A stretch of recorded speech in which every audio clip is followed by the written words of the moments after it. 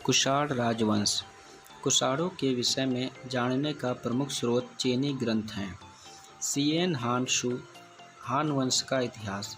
How हान शू परवर्ती हान वंश का इतिहास। चीन के सीमावर्ती क्षेत्र में यूची नामक जाति निवास करती थी। हुडू द्वारा पराजित और भगाए जाने पर इनकी एक शाखा ने भारतीय सीमा में प्रवेश किया। हाउ हानशू के विवरण के अनुसार यूची अब 5 प्रदेशों में विभक्त हो गए, जिसमें हुईशुआंग प्रदेश की शाखा ने अन्य 4 क्षेत्रों पर विजय प्राप्त कर उन्हें अपने अधीन कर लिया और यही शाखा आगे चलकर भारतीय इतिहास में कुषाण नाम से विख्यात हुई। कुषाण शाखा का पहला प्रसिद्ध शासक कुजुल कडफिसेस था। इसे कडफिसेस प्रथम के नाम से भी जाना जाता था। संपूर्ण गांधार और अफगानिस्तान इसके अधीन था। कुजुल के केवल तांबे के सिक्के ही चलवाए। तक्षशिला से कुजुल प्रथम की मुद्राएं प्राप्त होती हैं। इन सिक्कों के लेख के आधार पर विद्वानों का मत है वह बौद्ध मतानुयायी था। उसने 80 वर्षों तक की उम्र तक राज्य किया। दिनेश चंद्र सरकार डीसी सरकार के अनुसार उसने 15 ईस्वी से 65 ईस्वी तक राज्य किया। विम कटफिसेस, इसे कटफिसेस के नाम से भी जाना जाता है। इसके साम्राज्य में पश्चिम में काबुल घाटी से लेकर पूर्व में संपूर्ण सिंध तक का क्षेत्र सम्मिलित है। भारत में पहली बार सोने के सिक्के चलवाने का श्रेय विम कडफिसेस को दिया जाता है। इसके अतिरिक्त इसने तांबे के भी सिक्के चलवाए थे। इसके सिक्कों पर शिव, नंदी, त्रिशूल की आकृति अंकित है और महेश्वर लिखा हुआ प्राप्त होता है, जिससे ज्ञात होता है कि यह शवय मतानुयायी था।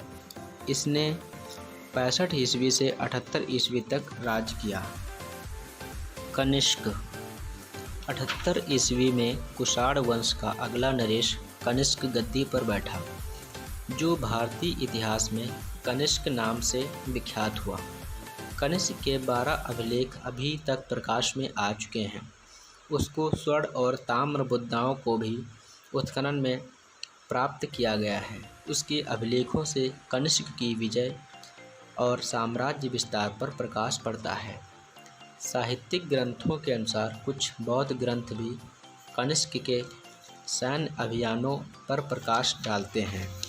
नंबर 1, पूर्वी भारत की विजय। वाराणसी के पास सारनाथ से कनिष्क के तीसरे वर्ष का अभिलेख प्राप्त होता है। बिहार और बंगाल से उसकी मुद्राएं मिलती हैं, जिनसे पूर्वी भारत पर उसके अधिकार की पुष्टि होती है। श्री धर्मपीठ कन्नदान सूत्र बौद्ध धर्म से ज्ञात होता है कि कनिष्क ने पाटलिपुत्र के राज्य पर आक्रमण किया और उसे बुरी तरह से परास्त किया था। कौशाम्बी और श्रावस्ती से कुछ बुद्ध प्रतिमाएं प्रकाश में आई हैं, जिनके चौड़ चौबिंद पर कुछ अभिलेख प्राप्त होते हैं जो कनिष्क के शासनकाल का उल्लेख करते हैं। कौशाम्बी से उसकी एक मोहर भी प्राप्त हुई है। उक्त सभी साक्ष्यों के आधार पर समस्त पूर्वी भारत पर कनिष्क का अधिकार सिद्ध होता है। नंबर 2, चीन के साथ युद्ध। चीनी स्रोतों से ज्ञात होता है कि मध्य एशिया चीनी तुर्किस्तान के प्रश्नमत कनिष्क और हालवंशी नरेश के साथ युद्ध हुआ। एक ग्रंथ स्रोत के अनुसार कनिष्क हान राजकुमारी से विवाह करना चाहता था और यही दोनों राजाओं के मध्य विवाद था। 73 ईस्वी से 94 ईस्वी के मध्य चीन के प्रसिद्ध सेनापति पान चाउ ने चीनी तुर्किस्तान पर अधिकार कर लिया। 89 से 90 ईस्वी के बीच कनिष्क का इन्हीं 2 विवादास्पद मुद्दों को लेकर पान चाउ से युद्ध हुआ, जिसमें कनिष्क पराजित हुआ। किंतु शीघ्र ही कनिष्क ने इस पराजय का बदला लिया।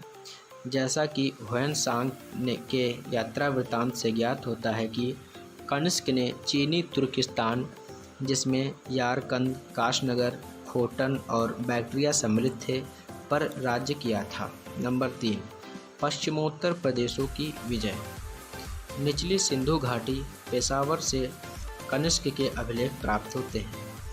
हुएन के विवरण से कपिशा पर उसके अधिकार की पुष्टि होती है।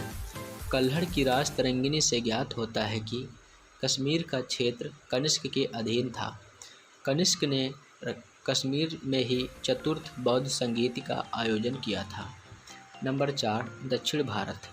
सांची के क्षेत्र से अन्य कुषाण नरेश वाशिष्क का अभिलेख प्राप्त होता है, जिस पर 28 कनिष्क संवत अंकित है। वाशिष्क ने कुल 4 वर्ष राज्य किया और उसकी कोई भी उपलब्धि ज्ञात नहीं है। संभवतः सांची का क्षेत्र कनिष्क द्वारा ही विजित किया गया होगा। नंबर 5, पार्थिया अर्थात पहलव से युद्ध।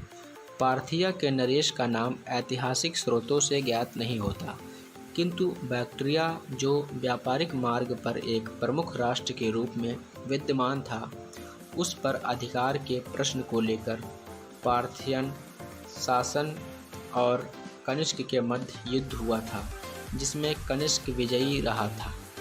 इस प्रकार कनिष्क का साम्राज्य पश्चिम में उत्तरी अफगानिस्तान से लेकर पूर्व में उत्तर प्रदेश और बिहार तक और उत्तर में कश्मीर से लेकर दक्षिण में उत्तरी महाराष्ट्र तक विस्तृत था।